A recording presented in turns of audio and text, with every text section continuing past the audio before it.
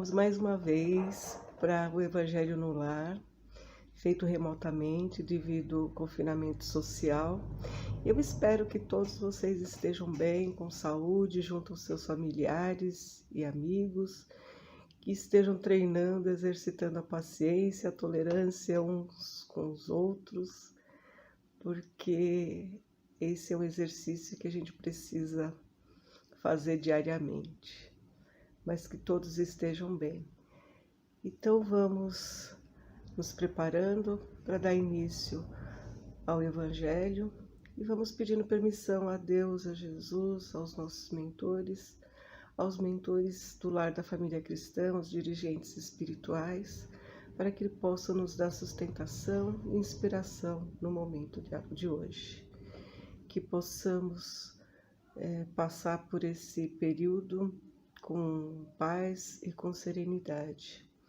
Então nós vamos dar abertura ao Evangelho com a oração da serenidade, que é uma oração que faz com que possamos refletir sobre nossas escolhas, aquilo que podemos e não podemos fazer.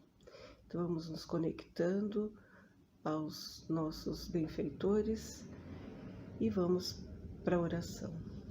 Concedei-nos, Senhor, a serenidade necessária para aceitar as coisas que não podemos modificar, coragem para modificar aquelas que podemos e sabedoria para distinguir umas das outras. A lição da noite é do livro Fonte Viva, psicografada pelo Francisco Cândido Xavier, ditada pelo Espírito Emmanuel. A lição é 175, Mudança. Mas não o receberam, porque o seu aspecto era como de quem ia a Jerusalém. Isso está em Lucas, capítulo 9, versículo 53. E Emmanuel discorre sobre essa passagem. Digna de nota a presente passagem de Lucas.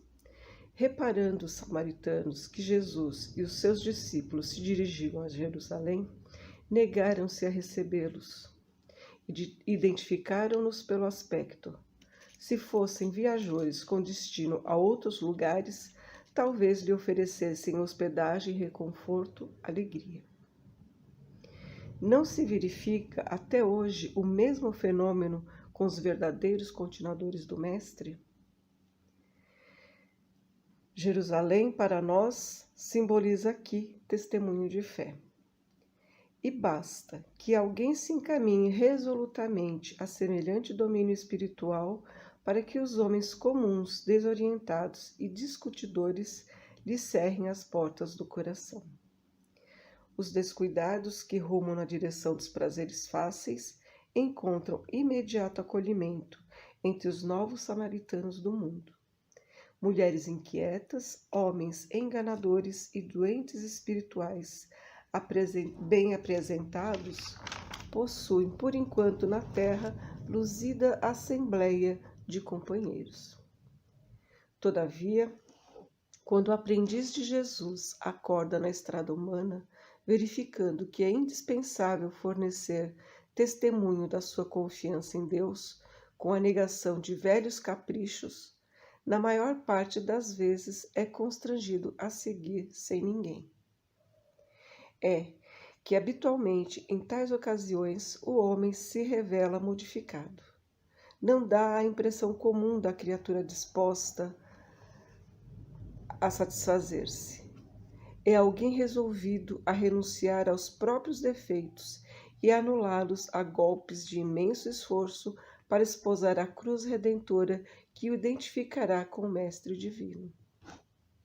Por essa razão, mesmo portas adentro do lar, quase sempre não será plenamente reconhecido, porque seu aspecto sofreu metamorfose profunda. Ele mostra o sinal de quem tomou o rumo da definitiva renovação interior para Deus, disposto a consagrar-se ao eterno bem e a soerguer seu coração no grande caminho. Emmanuel. Então, vamos falar dessa passagem e fui pesquisar um pouco sobre os samaritanos, porque eu não entendia muito bem o porquê desse conflito aí, dos samaritanos não aceitarem Jesus. Então está na Bíblia a passagem, né, de Lucas dizendo: mas os moradores dali não quiseram receber Jesus porque viram que ele estava indo para Jerusalém.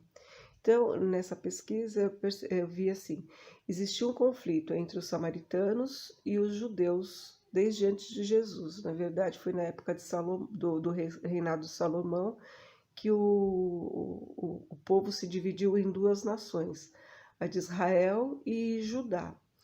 Então, a nação de Judá continuou a adorar Deus em Jerusalém, mas a nação de Israel, o povo se virou mais para a idolatria e misturou a adoração a Deus com outras religiões.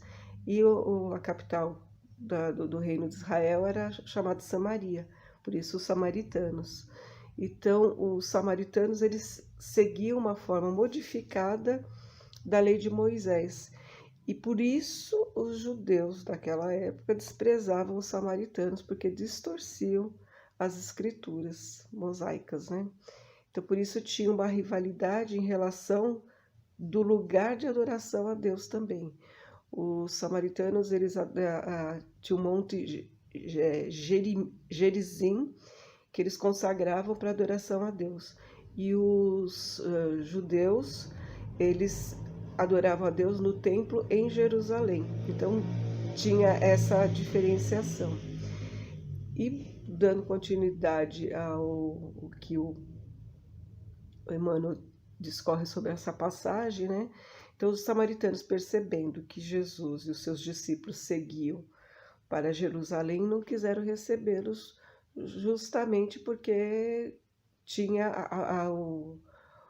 o aspecto, a feição de que eram judeus e que iriam rezar ou fazer as suas orações no templo de Jerusalém. E então, se fossem outros tipos de viajantes, né, que com outro aspecto, que eles percebessem que fosse para outras localidades, então provavelmente eles iriam recebê-lo com muita alegria até. Mas, como diz Emmanuel, parece que hoje acontece o mesmo com os autênticos seguidores do Mestre. Então, quando nós nos dispomos a fazer a nossa mudança, a nossa reforma íntima, que a gente percebe na caminhada que o que a gente tem feito até agora não nos traz tranquilidade, sossego, que a gente está andando numa forma equivocada, então a gente fica mais introspectivos e buscamos escolher novos caminhos. E vamos buscando estudar o Evangelho, procurando uma casa de oração, frequentando uma casa espírita, enfim, nós vamos buscar conhecimento e formas de fazer essa mudança que se faz tão necessária no momento atual, porque quando a gente vai percebendo que não tem tanta graça mais naqueles ambientes que a gente frequentava, vai perdendo o encanto, né, de ambientes barulhentos, né, com bebidas, drogas, enfim, com pessoas falando alto, discutindo sobre a vida alheia, fazendo piadas de mau gosto. Então a gente vai percebendo que aquilo não nos satisfaz mais. Então vai acontecendo uma transformação, uma mudança externa até, porque nós vamos ficando mais introspectivos, mais serenos, e a gente acaba fazendo uma modificação da forma de agir, né? A gente busca isso. Porém, quando a gente começa a despertar nisso, ainda existem os samaritanos da atualidade que viram as costas para nós. Começam a achar, nossa, vira o beato, não participa mais com a gente, Por que isso acontece? Porque muda a nossa frequência vibracional. Então a gente sai daquela frequência de vibração mais baixa. Estou dizendo que nós somos melhores, não. Mas a gente sai daquela vibração mais baixa, que gosta de coisas mais terrenas, né? Mais satisfação do corpo, e a gente vai buscando alguma coisa mais sutil, algum alimento espiritual, para que possamos seguir com mais clareza na vida, com determinação, com leveza até. Porque quando a gente encontra o caminho dos ensinamentos de Jesus, que a gente começa a ter uma compreensão, nós vamos nos tornando mais tranquilos, mais serenos, a ansiedade diminui um pouco. Estamos aprendendo, né? Porque ainda somos muito ansiosos, então, imediatistas. E aí a gente vai deixando um pouquinho mais nas mãos de Deus as resoluções e vamos fazendo escolhas melhores. E os amigos samaritanos da atualidade, que isso não mudou muito, infelizmente, nossa evolução espiritual é bem lenta. Então, se a gente ainda tivesse na mesma frequência, eles nos chamariam para as festas, nos tratariam muito bem, seriam polidos, porém com interesses escusos, né? E nos levando para aquilo que eles acreditavam ser verdadeiro para eles, porém com pessoas de má índole, algumas pessoas de má índole que ainda existe por aí. Então, no entanto, quando a gente desperta na escola da vida, a gente desperta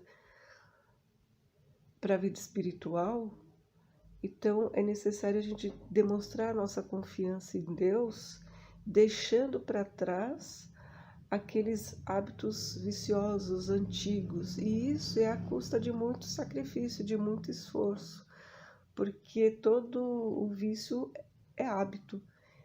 E quando a gente está habituado a falar mal de alguém ou ter outros vícios de bebida, enfim, é uma coisa automática. Então a gente luta mesmo, luta bastante para poder parar de fazer aquilo que a gente estava tão habitualmente fazendo.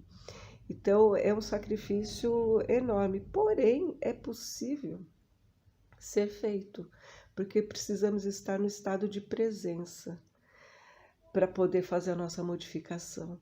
Então, estando em estado de presença, a gente não entra no automatismo que dá margem à continuação dos vícios, porque é tão automático acordar, escovar os dentes e aí e fazer a higiene matinal para poder trabalhar, enfim. Isso a gente faz no automático, nem percebe. Quando a gente quer fazer alguma mudança, tem que estar prestando atenção naquilo que está fazendo, sentir o momento, esse é o minuto que eu estou vivendo, porque daqui no minuto seguinte eu não sei se eu estou mais aqui. Então, quando a gente resolve fazer essa transformação, normalmente a gente segue sozinho, porque as pessoas não vão nos seguir. Se, por exemplo, eu tenho um vício do cigarro e outra pessoa na minha família também tem, se eu achar que devo parar de fumar, eu tenho que fazer por mim e não esperar que o outro me acompanhe nessa transformação. Então, normalmente, quando a gente vai fazer a transformação, não podemos contar com a presença de ninguém, ou com o acompanhamento de ninguém. Nós decidimos por nós mesmos. Então, assumimos a responsabilidade da nossa transformação. E por isso, muitas vezes, dentro da família mesmo, as pessoas não nos reconhecem. Nossa, aquela pessoa, por exemplo, se fumava muito, parecia uma piteira, e agora parou e continua calmo e não se irrita com tanta facilidade. O que será que está acontecendo? Isso também dá margem para a pessoa, para os familiares também procurarem buscar o que está acontecendo com essa pessoa para essa transformação. De repente, nós fazemos um arrastamento com o nosso exemplo. Então, eu encontrei o caminho do Evangelho, eu estou exercitando os ensinamentos de Jesus, eu estou trabalhando, burilando muito bem, assim, com muito esforço, as minhas falhas, os meus vícios, procurando fazer o melhor, porque agora encontrei o caminho. E tudo aquilo que eu vivi antes, eu estava no mundo ilusório. E agora eu quero um mundo mais real, que quando a gente desencarna, nós levamos apenas aquilo que vivemos, aquilo que aprendemos, aquilo que fizemos de bom, as nossas lembranças. A gente não vai levar imóveis, a gente não vai levar bens materiais, nós vamos levar a nossa vivência, o que fizemos de bom, o que deixamos de lembrança no coração de cada um que conviveu com a gente. Então, muitas pessoas terão dificuldade de compreender a nossa mudança, e sabemos que essa mudança ela deve ser feita com segurança, sem esperar o reconhecimento de ninguém, a não ser o nosso próprio reconhecimento no esforço. E muitas vezes até a gente nem percebe sobre a nossa mudança. E aí o feedback vem das pessoas de fora. Então, nós mudamos o nosso semblante porque ficamos mais serenos, mais tranquilos, mais determinados. E vamos trabalhando dessa forma a nossa reforma íntima, servindo, procurando ser útil para a sociedade, para a família, colaborando com um planeta mais limpo, mais humano, mais equilibrado, mais saudável. E assim a gente vai chegando naquilo que Emmanuel coloca, que é o caminho de Deus, vamos seguindo para a espiritualidade superior, porque para isso que nós encarnamos, para aprender a burilar algumas falhas nossas e entrar em contato com a gente mesmo, com a nossa essência. A nossa essência é amor, porque Deus é amor e somos filhos dele e vivemos nele. Esse foi meu entendimento da lição de hoje. Então vamos agora para as vibrações. Então vamos nos conectando com Jesus, nosso mestre, com os nossos mentores espirituais, para que possamos levar nossa luz, nosso amor, juntamente com os nossos amigos espirituais, para onde se faça mais necessário essas vibrações. Que possamos vibrar pela paz no mundo, pelo nosso planeta Terra, nesse momento de transição. Que essa transição se faça com suavidade, porque é necessário. Vamos vibrando pelos dirigentes das nações, para que possam governar em favor do povo e para o povo. Vibrando também pelas casas de orações, para que elas continuem levando amor, entendimento e serenidade para todos os frequentadores. Vamos vibrando para os nossos vizinhos da direita, da esquerda, para que tenham saúde. Vamos vibrando também para os pais de família, para as mães de família, para que sempre tenham o alimento espiritual e material em seus lares.